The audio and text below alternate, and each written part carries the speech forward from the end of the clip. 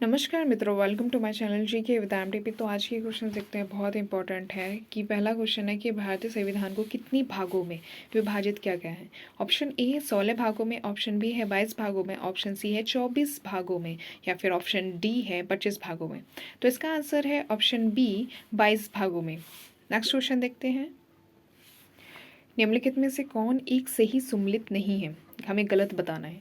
देखिए, अगर हम बात करें ऑप्शन ए नागरिकता, नागरिकता कौन से भाग में आते हैं? संविधान के भाग 2 में आता है, ये बिल्कुल सही है। अगर हम ऑप्शन बी देखें मौलिक अधिकार, संविधान के भाग कौन से में आता है? 3 में ही आता है, तो ये भी सही है। अगर हम ऑप्शन सी देखें कि मौलिक कर्तव्य, संविधान के भाग 6 ए में आता है क्या? नहीं, 6 ए में नहीं आता है, बल्कि 4 ए में आता है। ऑप्शन डी की जब हम बात करते हैं तो आंसर इसका सी होगा। आंसर क्या होगा? सी। बाकी ये सही है, बाकी आंसर इसका सी होगा, क्योंकि हमें गलत बताना है। तो मौलिक कर्तव्य जो है ना, 6 ए में नहीं आता है, 4 ए में आता है। ऑप्शन डी की बात करें राज्य, संविधान के भाग 6 में आता है। हाँ, ये बिल्कुल ठीक है। तो इसका आंसर है ऑप्शन सी, मौलिक कर्तव्य जो है संविधान के भाग 6 ए में नहीं आता है, इसलिए ये आंसर है। नेक्स्ट क्वेश्चन देखते हैं, हमारे संविधान के किस भाग में 3 पंचायतें बनाने की परिकल्पना की गई है? तो ऑप्शन ए है 9, ऑप्शन बी है 10, ऑप्शन सी है 11, ऑप्शन डी है 12। तो इसका आंसर क्या है? इसका आंसर है ऑप्शन ए, भाग 9। भारतीय संविधान का कौन सा भाग और अध्याय संघ और राज्य के बीच विधायी संबंध के बारे में है? ऑप्शन ए भाग 11 और अध्याय 1, ऑप्शन बी भाग 11 और अध्याय 2, ऑप्शन सी भाग 12 और अध्याय 1, ऑप्शन डी भाग 12 और अध्याय 2। देखिए, इसका आंसर है ऑप्शन ए, भाग 11 और अध्याय 1। देखिए, भारतीय संविधान के भाग 11 का अध्याय 1 अनुच्छेद 245 से 255 संघ और राज्य के बीच विधायी संबंधों के बारे में है, जबकि इसी भाग का अध्याय 2 अनुच्छेद 256 से लेके 263 प्रशासनिक संबंधों के बारे में है। तो इसका आंसर है ऑप्शन ई, भाग 11 और अध्याय 1। नेक्स्ट क्वेश्चन देखते हैं, निम्नलिखित में से कौन सा एक युग्म सही सुमेलित है? हमें सही बताना है इसका आंसर। ऑप्शन ए है संविधान का दूसरा भाग जो है वो मौलिक अधिकार से संबंधित है। जी नहीं, ये बिल्कुल गलत है। संविधान का तीसरा भाग क्या नागरिकता से संबंधित है? जी नहीं, ये भी बिल्कुल गलत। ऑप्शन सी है संविधान का चौथा कै भाग मौलिक कर्तव्य से संबंधित है। हाँ जी, ये बिल्कुल सही है। इसका आंसर ऑप्शन सी है। ऑप्शन डी की जब हम बात करते हैं, संविधान का 5वां भाग राज्य के नीति निर्देशक सिद्धांत से संबंधित है। जी नहीं, बिल्कुल नहीं, ये भी गलत है। देखिए, संविधान का दूसरा भाग जो है वो नागरिकता से संबंधित है। क्या है? नागरिकता से संबंधित है, भाग 2। तीसरा जो है वो मौलिक अधिकार से संबंधित है। तीसरा क्या है? मौलिक अधिकार से संबंधित है। और चौथा भाग जो है नीति निर्देशक सिद्धांत से संबंधित है। तो चौथा ये हो गया,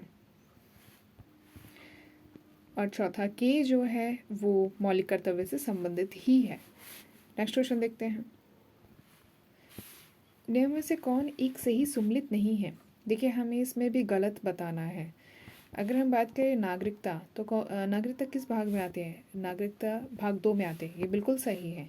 अगर हम बात करें संघ राज्य क्षेत्र, भाग 7, नहीं, ये बिल्कुल गलत है। संघ राज्य क्षेत्र जो है भाग 7 में ना आकर भाग 8 में आता है।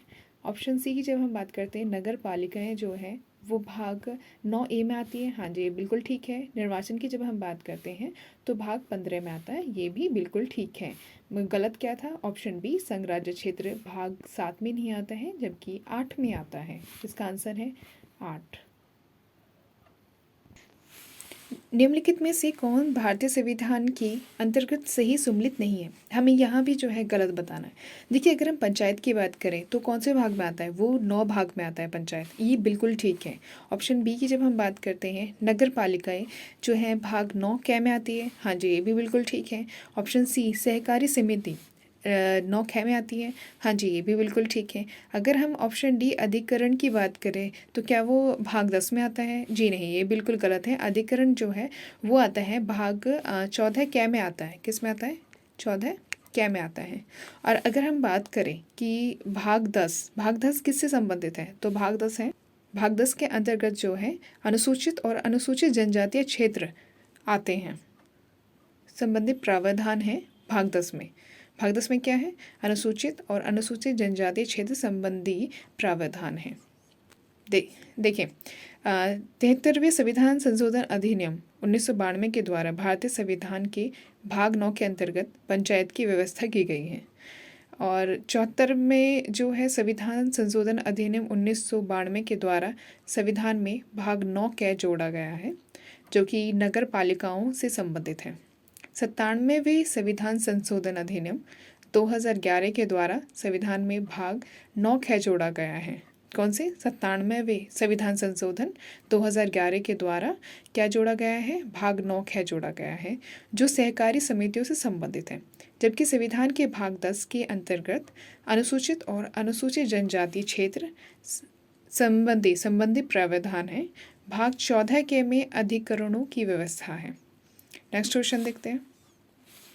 संविधान के किस भाग में पंचायती राज व्यवस्था संबंधी प्रावधान किए गए हैं? ऑप्शन ए है 9, ऑप्शन बी है 6, ऑप्शन सी है 3, ऑप्शन डी है 4 के। तो इसका आंसर है ऑप्शन ए 9। नेक्स्ट क्वेश्चन देखते हैं। संविधान के कौन से भाग में पंचायती राज से संबंधित प्रावधान सम्मिलित किए गए हैं? तो इसका आंसर भी क्या है? ऑप्शन डी होगा भाग 9। अभी हमने लास्ट क्वेश्चन में देखा था। देखिए क्वेश्चन जो है ये एग्ज़ाम में आए हुए हैं, इसलिए कहीं ना कहीं जो है ना ये थोड़ा सा हर एग्ज़ाम में जो है ना पूछने का थोड़ा तरीका अलग है, बाकी क्वेश्चंस वही है। नेक्स्ट क्वेश्चन देखते हैं। निम्नलिखित में से कौन सा एक सही सम्मिलित नहीं है? यहाँ भी हमें गलत बताना है। अगर हम मूल कर्तव्य की बात करें तो हमने क्या पढ़ा था कि भाग 4 के में, हाँ जी ये बिल्कुल ठीक है, मूल कर्तव्य भाग 4 के में आता है। और ऑप्शन बी की बात करें, राज्य की बात करें तो भाग 6 में आता है। हाँ ये भी बिल्कुल ठीक है। ऑप्शन सी की बात करें कि भारत का महान्यायवादी, क्या भाग 13 में आता है? नहीं, ये बिल्कुल गलत है। ऑप्शन सी जो है भारत का महान्यायवादी, ये भाग 5 में आता है। किस में आता है? भाग 5 में आता है, अनुच्छेद 76 में। ऑप्शन डी की जब हम बात करते हैं संघ और राज्य के अधीन सेवाएं, भाग 14 में आता है। हाँ जी ये बिल्कुल ठीक है। तो आज के क्वेश्चंस ख़त्म हुए। Thank you very much.